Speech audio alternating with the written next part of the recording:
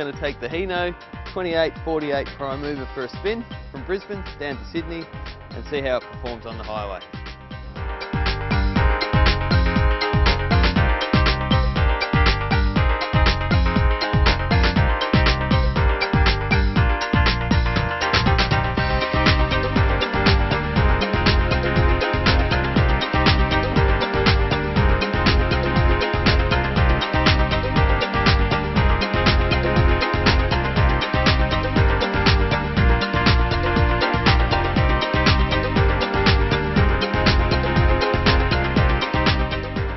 Alright, so if we look at the back of the cab here, and the area where you're working when you're going to be connecting up your Susie coils, your airlines, etc.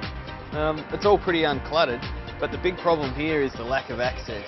On the driver's side, there's no step, no grab handle. All we have is the muffler box here and a fuel tank here. So to get up here, I'm either going to hurt myself or I'm going to break something, given that all I have to grab hold of is this fiberglass fairing. Even on the other side, as we'll see in a minute, there's no step, there's no grab handle, and to get up you're sort of just trying your luck and finding somewhere to get a good foothold. I think this is a big OH&S issue. This is a huge fault, especially on a truck that one would think is going to be used more on metro fleet work, where you're chopping and changing trailers all the time. This is something that Hino really needs to look at.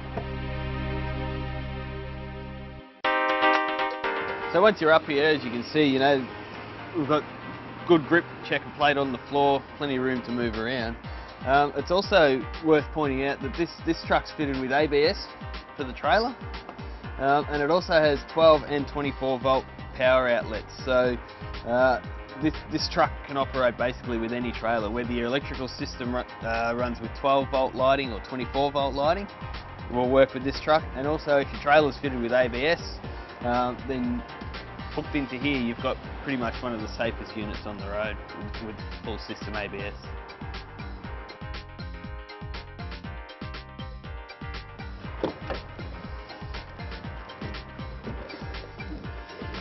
So we've had a look outside, now let's have a look around the inside of the cab. As you can see from the driving position, I'm in a Isri air suspended seat, which is quite comfortable and is almost infinitely adjustable, backwards, forwards, up, down, etc. The steering column is adjustable for height and tilt, which makes it quite easy for me to get comfy, and I think there's plenty of room here for the bigger guys to fit in as well. Everything is really well placed at hand. I mean, all your cruise control and wipers and indicators and stuff are obviously easy. Your trailer brake's well placed on the dashboard. Your air conditioner controls easily at hand, radio, etc. And one point worth interest is that the mirror adjustment is quite easy while you're driving along. They're easy at hand, one for each side, and it's just as easy as a little joystick. And you can do that while you're driving along without having to reach too far out of your comfort zone.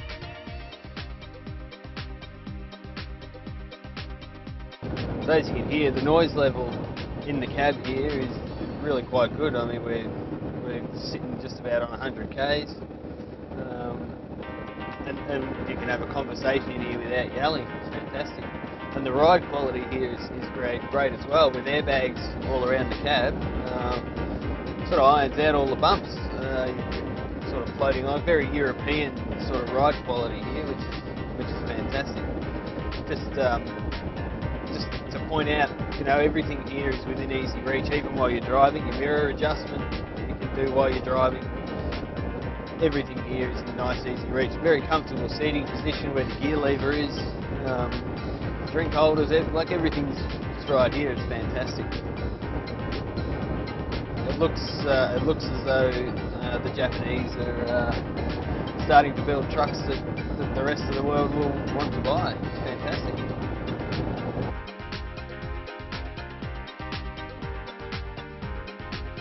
Right, as you can see, in the high roof version, Hino fitted dual bunks. You've got your lower bunk here, which takes a little bit of setting up. Move the passenger seat forward, fold these flaps down obviously, makes for a nice wide bed. But the upper berth is full width, and we'll see how easy it is to fold down. This will be very glamorous. just a case of undoing these two seatbelt style latches up here, and it folds down like so. I have this safety net here, which, if I hook that up, like so, should stop you falling out of bed. I don't know, if you're a big bloke like me, I don't think that'll quite do it anyway.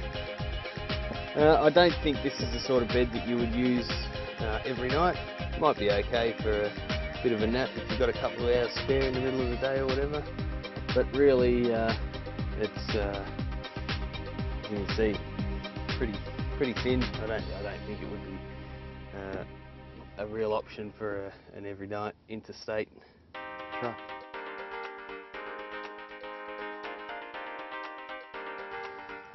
Alright, I've given the bed a go. Now it's probably time to make a mile, so let's go for a drive and head down to Sydney. Thanks for watching Truck TV. I'm Dave White.